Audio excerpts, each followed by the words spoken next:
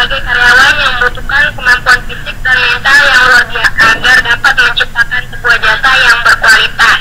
Oke, terus? Dan maksudnya di sini adalah karyawan mampu tersenyum, melakukan kontak mata, menunjukkan ketertarikan, dan mampu berbicara ramah dengan orang-orang yang pada dasarnya belum mereka kenal dan mungkin juga tidak akan pernah bertemu lagi. Ya. Ya, biasanya disebut juga konsumen. Oke, terus? Oleh karena itu, perusahaan harus dapat memilih orang-orang yang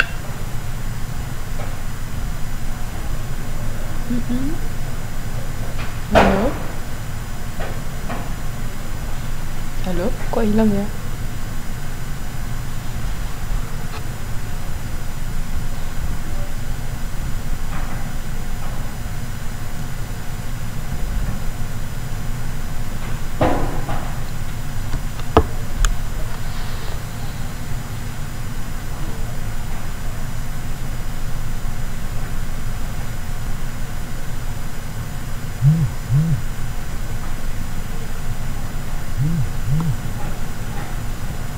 lingkungan seperti di Amerika Serikat, di mana perusahaan ini benar sangat dihargai peran ketika mereka diminta untuk menginspirasikan keyakinan mereka.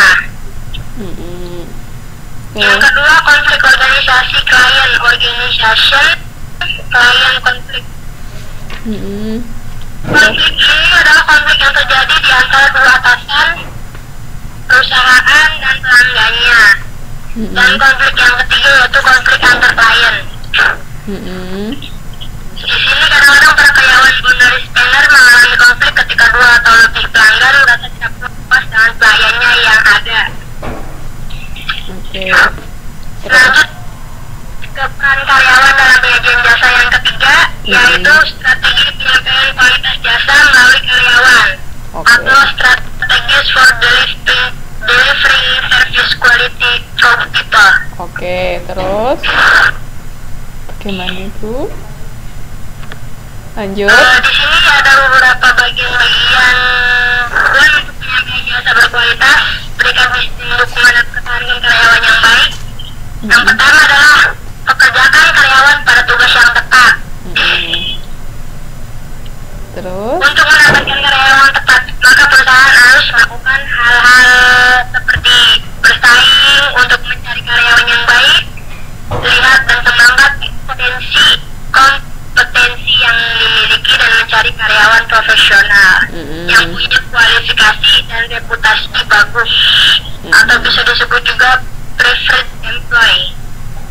Terus? Yang kedua, kembangkan karyawan untuk menyampaikan jasa berkualitas, atau develop people to deliver service quality. Dan yang ketiga, memberikan sistem pendukung. Sistem pendukung yang diperlukan karyawan, appropriate leader support system. Lanjut ke jasa yang keempat, yaitu menahan karyawan yang bagus atau retain the best people. Ya. Terus lanjut PPT sering. Sampai di sini ada yang perlu ditanyakan? Silakan Mbak, ada yang mau bertanya? Ada yang mau? Kayaknya Mbak lanjut. Yuk lanjut yuk. Yaitu video selanjutnya yaitu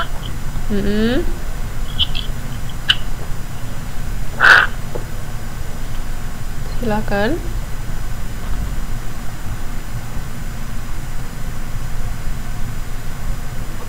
Ya, masih bisa didengar, Bu? Bisa, silakan lanjut. Ini ada beberapa penyajian jasa. Yang pertama, pelanggan sebagai sumber daya yang produktif.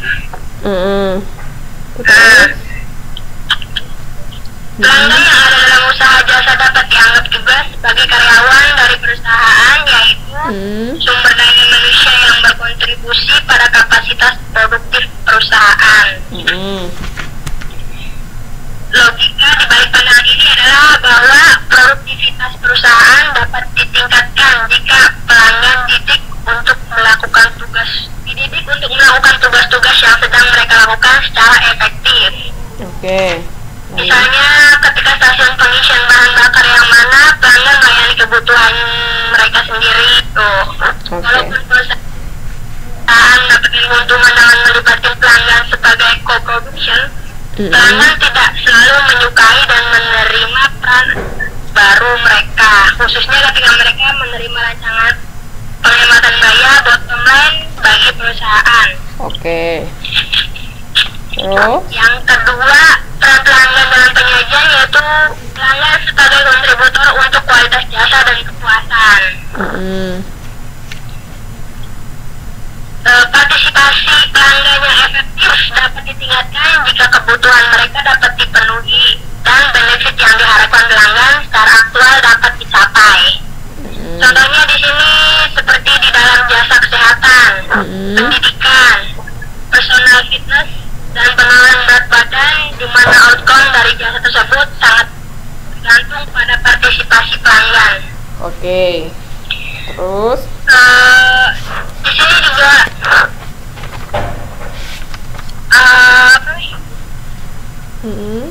yang lanjut yang ketiga, peran pelanggan dalam sebagai pesaing. Penyajian yaitu pelanggan sebagai pesaing. Selain yang dimainkan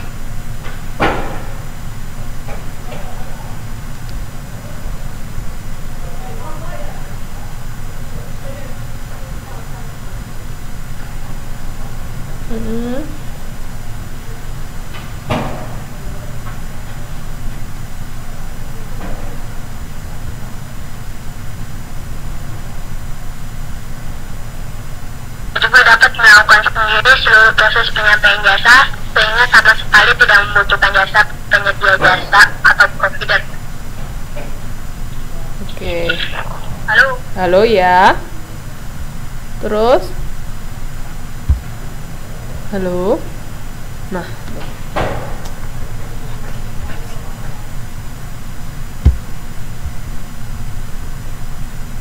Oh my god. Connection lost again.